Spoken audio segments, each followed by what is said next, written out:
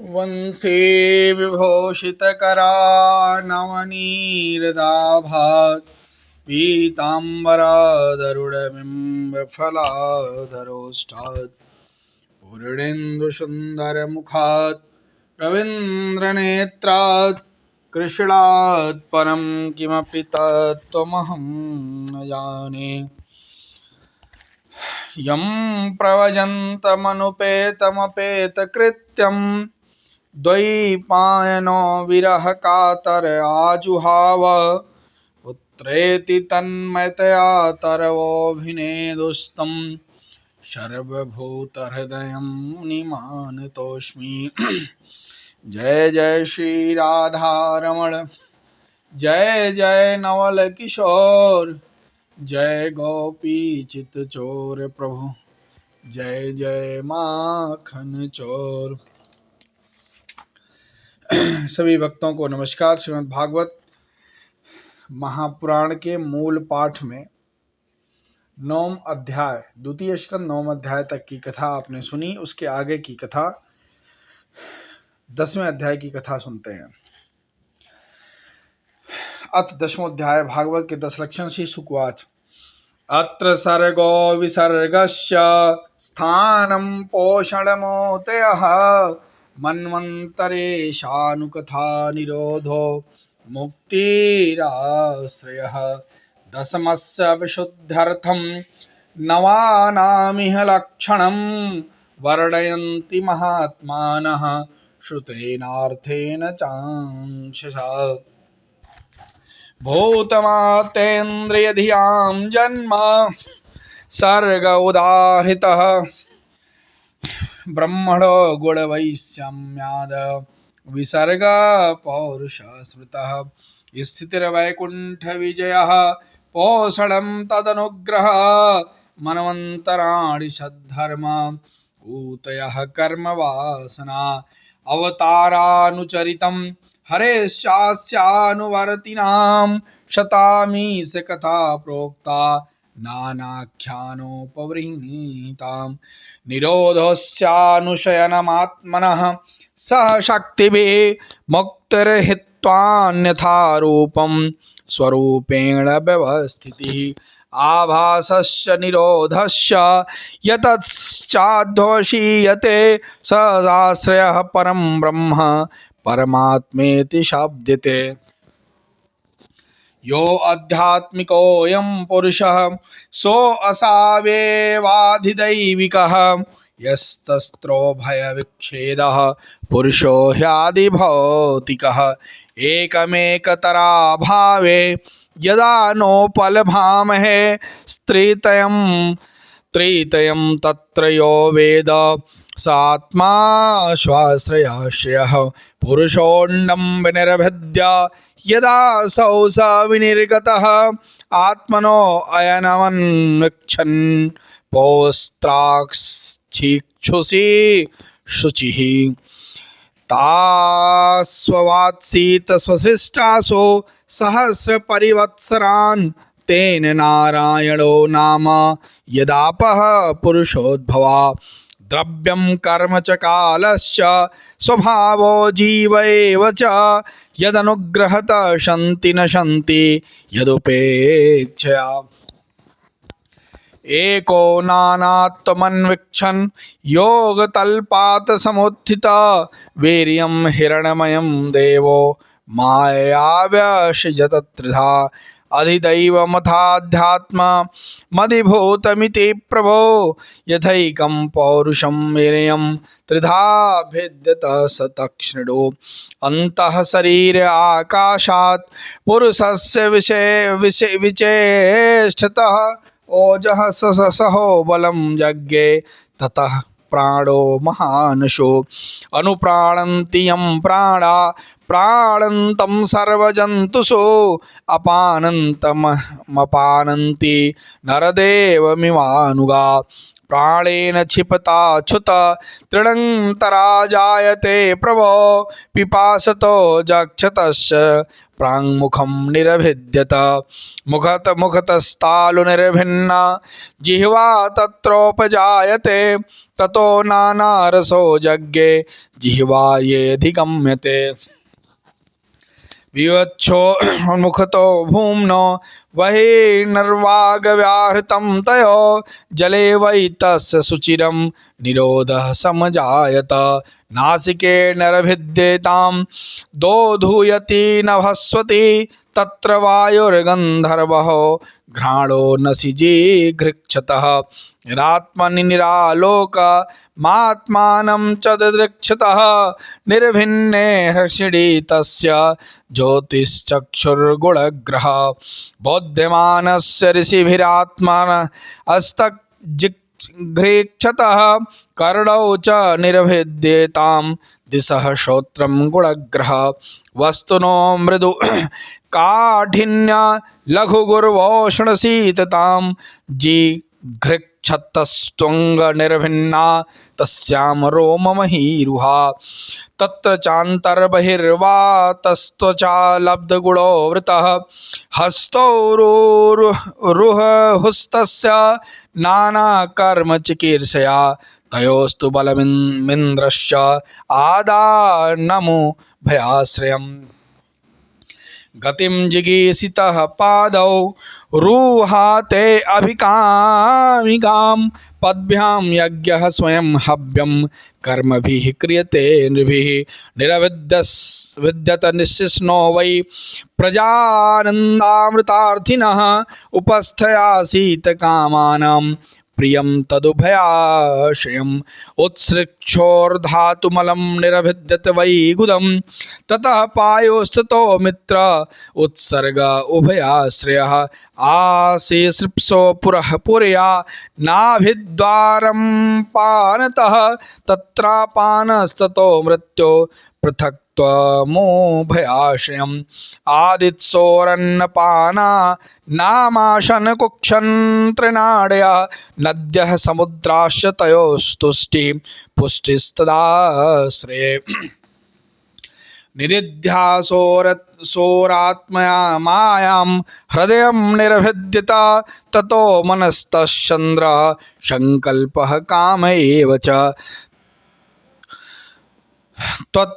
कर्म मांसरुधिर मेदो मज्जास्थिधातव भूम्यप्ते जुमया शप्त प्राणो व्योमाम्बुवायुभिः गुणात्मकानीन्द्रियाणि भूतादिप्रणभवा गुणा मनः सर्वविकारात्मा बुद्धिर्विज्ञानरूपिणी एतद्भगवतो रूपं स्थूलं ते व्याहृतं मया मह्यादिभिर्वाभिश्चावरणैर्भिर्वहिरावृतम् अतः परं सूक्ष्मतं मम व्यक्तं निर्विशेषेण अनादिनि मध्यनिधनं नित्यं वाङ्मनसः परम् अमुनि भगवद्रूपे मया ते अनुवर्णिते उभे अपि न गृह्णन्ति माया सृष्टे विपश्चितः स वाच्यवाचकतया भगवान् ब्रह्मरूपाद्रिक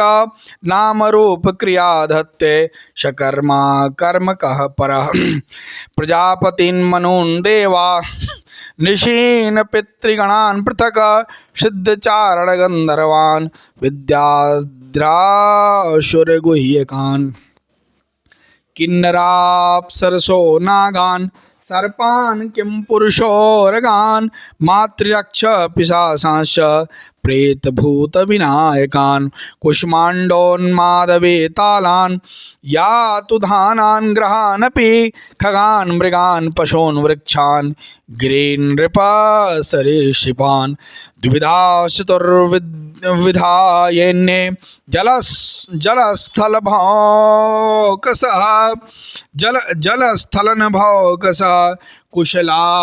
कुशला मिश्रा कर्मणा गतया विमाः सत्वं रजस्तमा इति तिस्रः सुरनिरारका तत्राप्येकैकशो राजन् विद्यन्ते गतस्त्रिधा यदैकैकतरोऽन्याभ्यां स्वभावोपहन्यते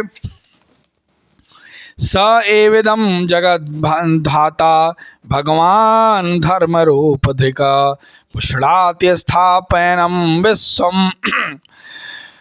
विश्वं तिर्यङ्गनरसुरात्मभिः ततः कालाग्निरुद्रात्मा यत् सृष्टमिदमात्मनः सन्निक्षति कालेन घनानीकमिवानिलः इत्थं भावेन कथितो भगवान् भगवत्तमयि नेत्थं भावेन हि परं द्रष्टुमर्हन्ति सूर्यः नास्य कर्मणि जन्मादौ परस्यानुविधीयते कर्तृत्वप्रतिषेधार्थं मायारोपितं हि तत् अयं तो ब्रह्मणः कल्पः सविकल्प उदारतः विधिः साधारणो यत्र सर्गा प्राकृत वैकृता परिमाणं च कालस्य कल्पलक्षणविग्रहं यथा पुरस्ताद् व्याख्यास्ये पाद्यं कल्पमथो शृणु। शौनकुवाच यदाहनो भगवान् सूत छत्ता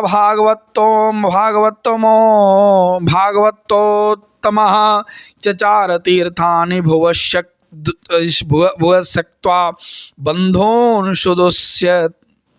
सुदुस्त्यजान् कुत्र कौसारवेस्तस्य संवादोऽध्यात्मसंसृतः यद्वा स भगवांस्तस्मै पृष्ठस्तत्त्वमुवाचिः ब्रूहि नस्तदिदं सौम्य विदुरस्य विचेष्टितमा बन्धुत्यागनिमित्तं च तथैवागतवान् पुनः। श्रुत्वात् राजा परीक्षिता पृष्टो यदवोचन्महामुनिः तद्वो अभिधास्ये श्रुत राज्ञ प्रश्नानुसारत।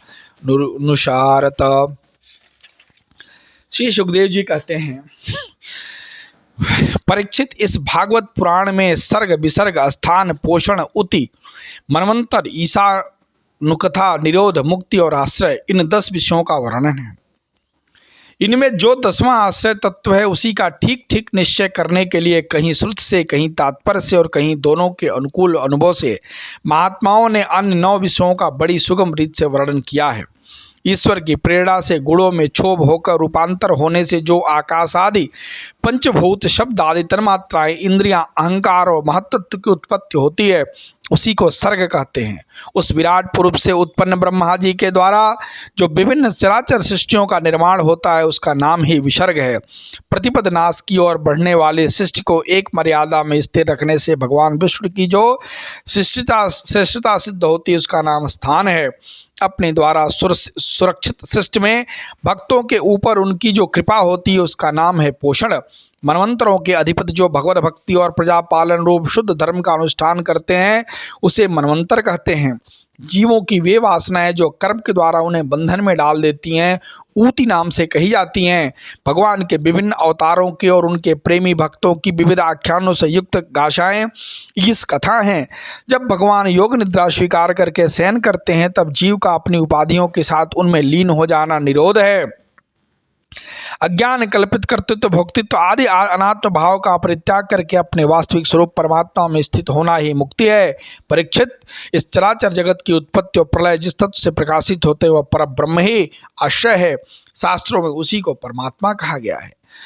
जो नेत्र आदि इंद्रियों का अभिमानी दृष्टा जीव है वही इंद्रियों के अधिष्ठात्री देवता सूर्य आदि के रूप में भी है। और जो नेत्र गोलक आदि से युक्त दृश्य देह है वही उन देशों को दोनों को अलग अलग करता है। इन तीनों में यदि एक का भी अभाव हो जाए तो दूसरे 2 की उपलब्धि नहीं हो सकती। अतः जो इन तीनों को जानता है वह परमात्मा ही सबका अधिष्ठान आश्रय तत्व है। उसका आश्रय वह स्वयं ही, दूसरा कोई नहीं है। जब पूर्वोक्त विराट पुरुष ब्रह्मांड को फोड़कर निकला तब वो अपने अपने रहने का स्थान ढूंढने लगा और स्थान की इच्छा से उस शुद्ध संकल्प पुरुष ने अत्यंत पवित्र जल की सृष्टि की। विराट पुरुष रूप नर से उत्पन्न होने के कारण ही जल का नाम नार पड़ा और अपने उत्पन्न किए हुए नार में वह पुरुष 1000 वर्षों तक रहा, इसी से उसका नाम नारायण हुआ। उन नारायण भगवान की कृपा से ही द्रव्य कर्म काल स्वभाव जीव आदि की सत्ता है, उनके उपेक्षा कर देने पर और किसी का अस्तित्व नहीं रहता।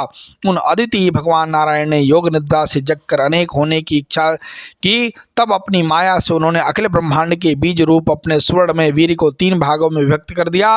अधिदेव अध्यात्म अधिभूत। परीक्षित, विराट पुरुष का एक ही वीर 3 भागों में कैसे विभक्त हुआ सो सुनो। विराट पुरुष के हिलने डोलने पर उनके शरीर में रहने वाले आकाश से इंद्रिय बल, मनोबल और शरीर बल की उत्पत्ति हुई। उनसे इस सब का राजा प्राण उत्पन्न हुआ। जैसे सेवक अपने स्वामी राजा के पीछे पीछे चलते हैं, वही सबके शरीरों में प्राण के प्रबल रहने पर ही सारी इंद्रियां प्रबल रहती हैं, और जब वह सुस्त पड़ जाता है तब सारी इंद्रियां भी सुस्त हो जाती हैं। जब प्राण जोर से आने जाने लगता है तब विराट पुरुष को भूख प्यास का अनुभव हुआ।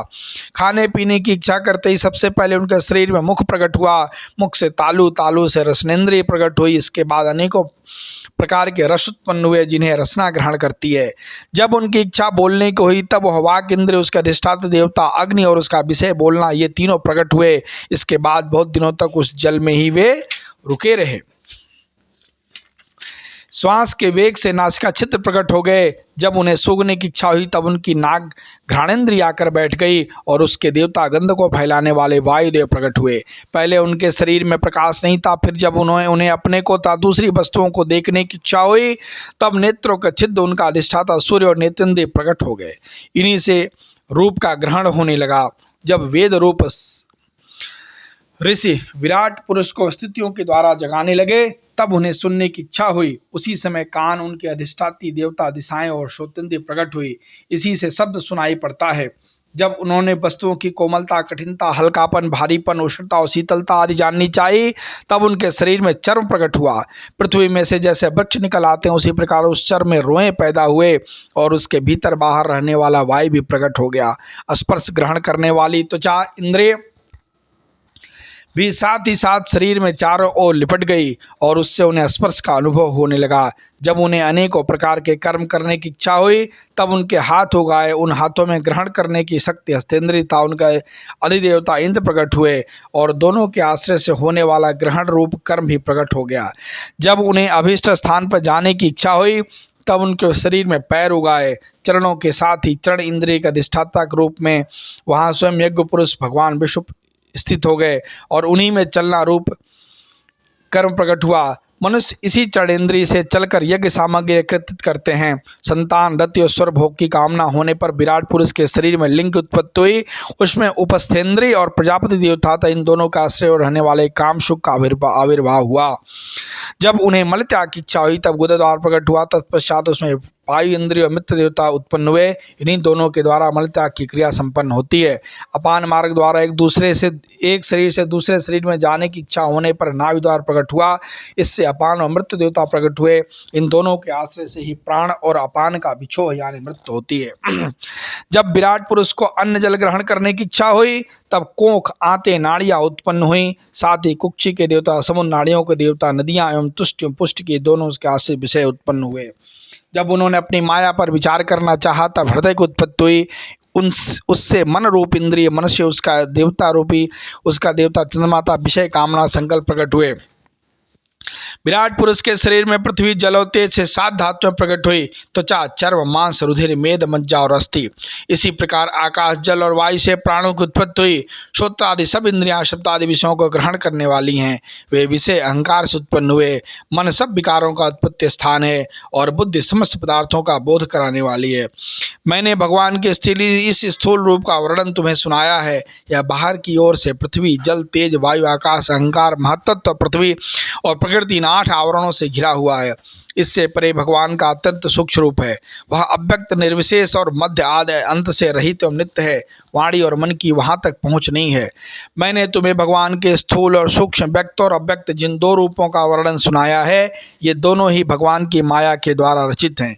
इसलिए विद्वान पुरुष इन दोनों को ही स्वीकार नहीं करते।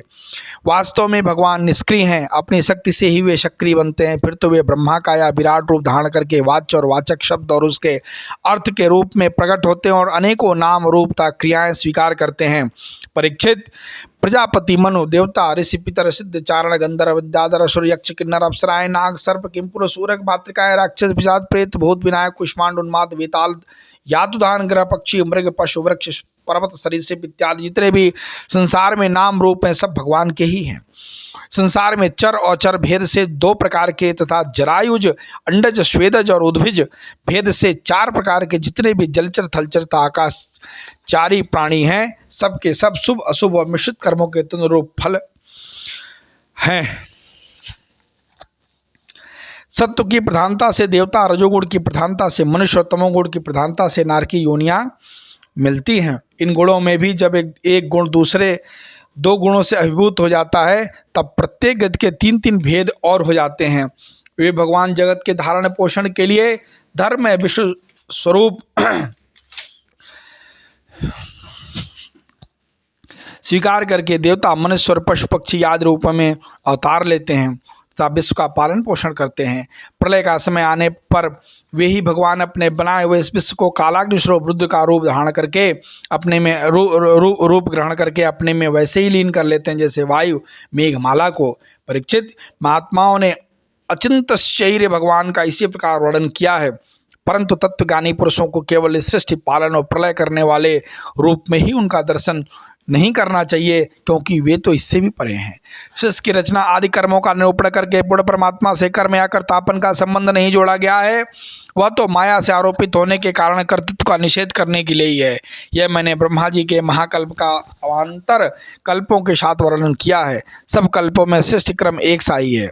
अंतर है तो केवल इतना ही कि महाकल्प के प्रारंभ में प्रकृति से क्रमशः महत्त्वादिक उत्पत्ति होती है और कल्पों के प्रारंभ में प्राकृत से तो ज्यों की त्यों रहती है। चराचर प्राणियों की वैकृत नवीन रूप से होती है।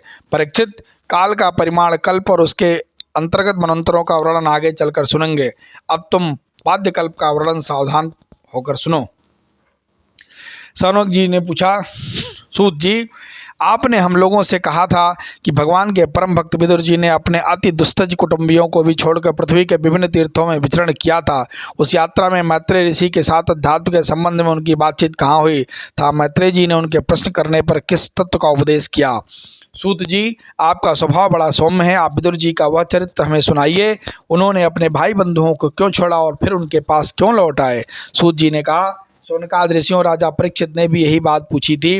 उनके प्रश्नों के उत्तर में श्री सुखदेव जी महाराज ने जो कुछ कहा था वही मैं आप लोगों से कहता हूँ, सावधान होकर सुनिए।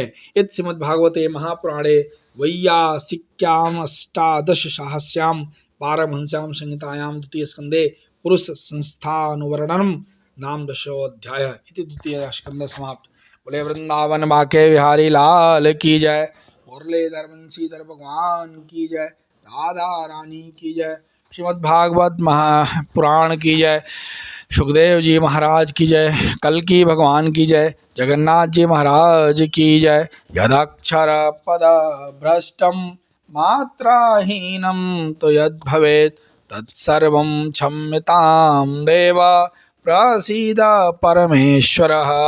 ओम नमो भगवते वासुदेवाय। श्री हरि।